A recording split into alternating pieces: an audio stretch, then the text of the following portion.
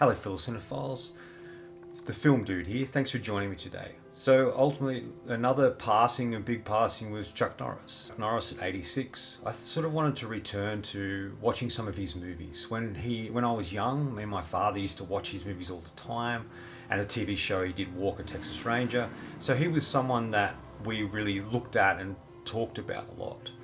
And I felt the movies that we watched together was sort of a bonding experience. So there is a tie to Chuck Norris. And over the years I had watched his movies, and there are some I do like.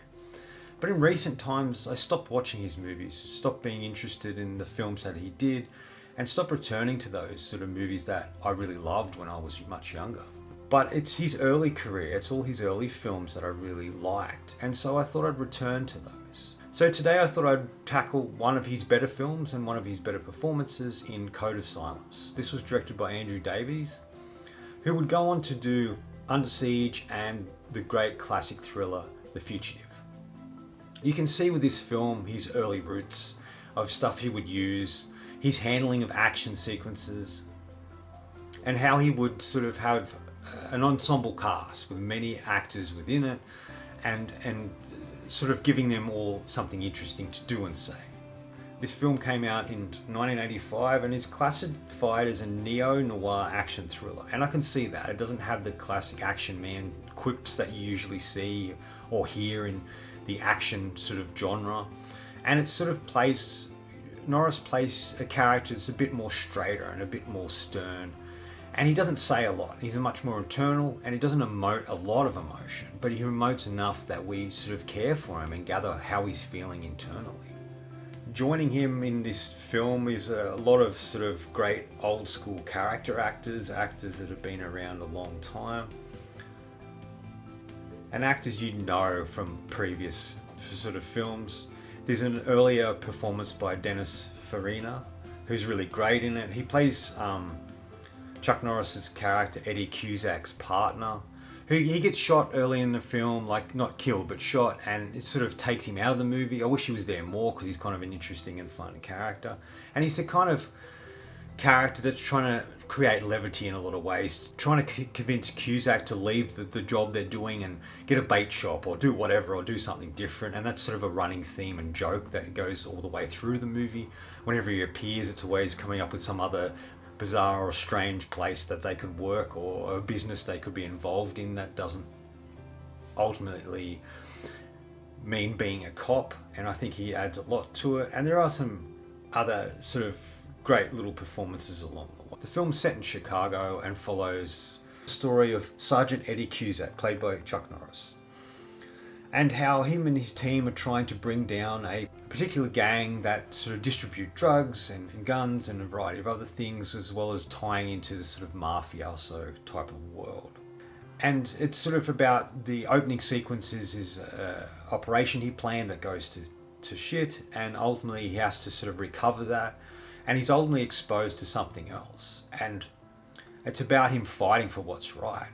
A lot of his team turns their back on him because he doesn't agree with the way that a particular older cop handled things, and ultimately shot a young kid and planted a gun on him.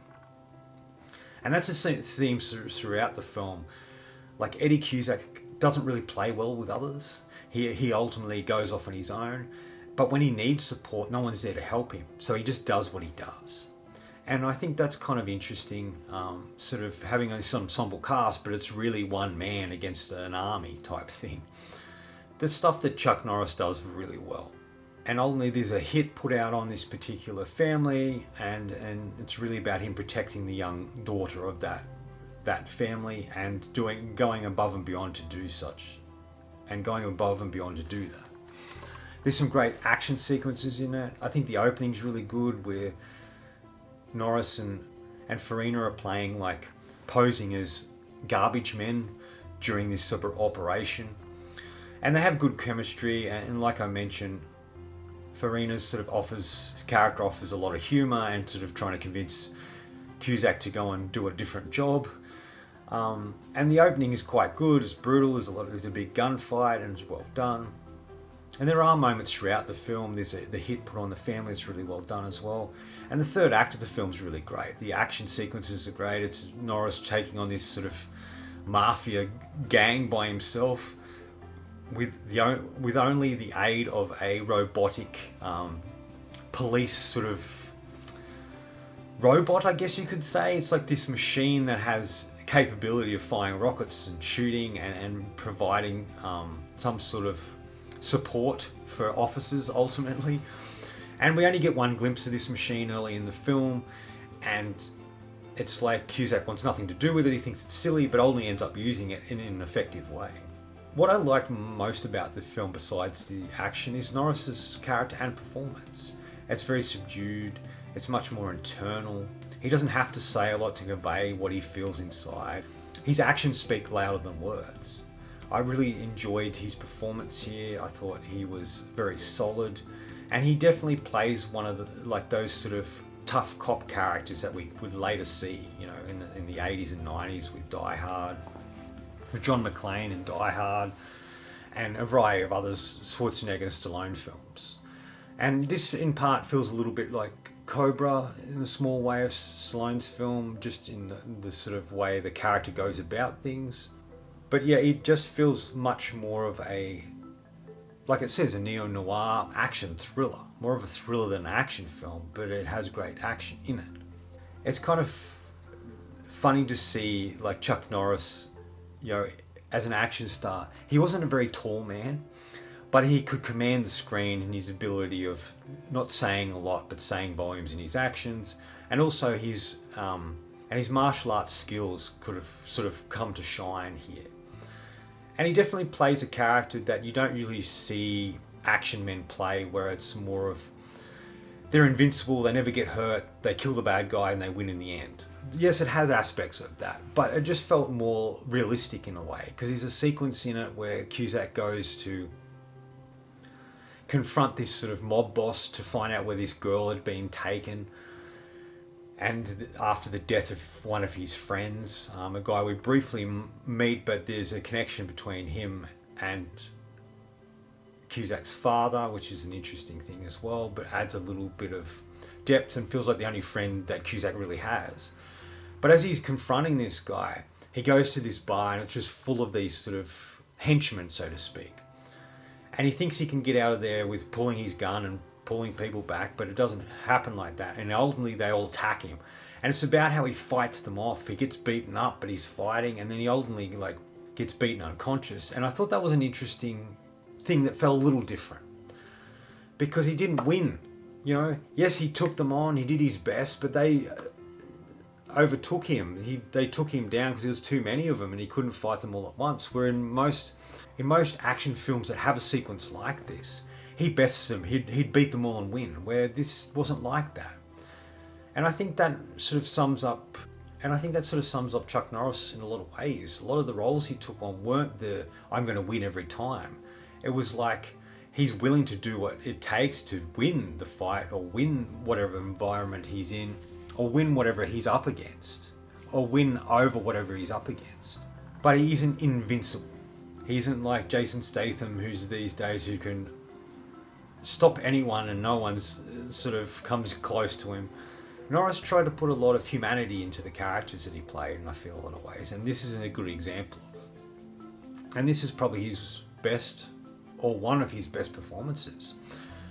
Which is weird to say. Action stars, you don't usually say, oh, their performances are amazing. But he just had something different in this film, and it's probably a film I probably shouldn't have watched first, as I might not enjoy his other movies as much, because I think this is a sort of high watermark in his career anyway, and definitely was a precursor to what Andrew Davies would do later with Under Siege and The Fugitive. This film is nowhere near as good as those particular movies, but he does a really effective job in crafting an interesting and entertaining, somewhat violent action film. And Chuck Norris rises to the occasion. We have moments where he's working out and you see what he's capable of. He did a lot of his own stunts in the film. There's a stunt that takes place on top of a train and it's just him. We get a lot of the classic slow motion roundhouse kicks that he was really known for. And he really was a force to be reckoned with in this film. There's a great car chase where he's chasing a limousine down city streets and what transpires there, and it's really cool. He has his beat up old car that kind of feels like something you'd see like old action men have.